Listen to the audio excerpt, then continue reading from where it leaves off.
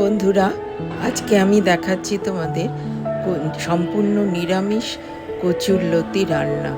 কচুগুলোকে আমি ভালো করে ধুয়ে কেটে বেছে সেদ্ধ করে নিয়েছি। সেদ্ধ করার সময় কিন্তু নুন হলুদ আমি কিচ্ছু দিইনি, সেদ্ধ করে জলটা ফেলে দিয়েছি। আমার কচুরলতিগুলোর এত ভালো কোয়ালিটি ছিল, মানে ভাবা যায় না।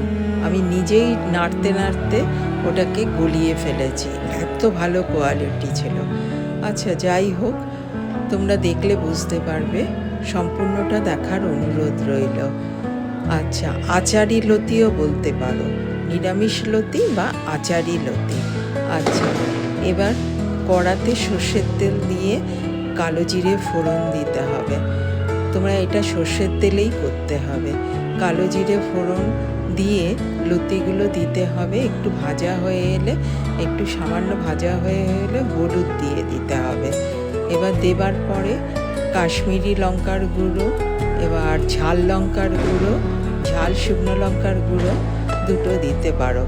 তোমরা তোমাদের পছন্দ মতো ঝালটা নুনটা দেবে।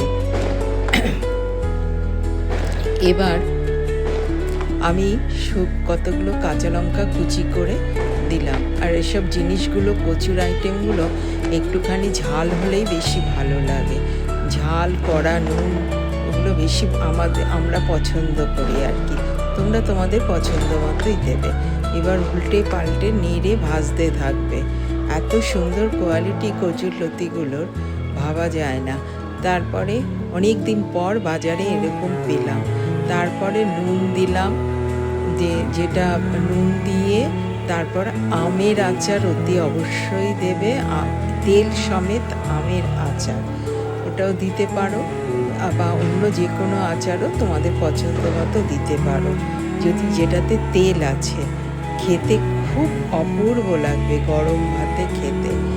হ্যাঁ, এবার তুমি আস্তে আস্তে এটাকে কেটে কেটে নিতে পারো। আমি আমের আচার দিয়েছি। এবার দেওয়ার পরে সেটাকে দেখো কীরকম ঘন্ট পাকিয়ে গেছে। এত কচুরলতিটা বেশি সেদ্ধ হয়ে গেছে, বোঝা যায়নি আমার এত বছরের অভিজ্ঞতাতে। এবার দেখো হয়ে গেল।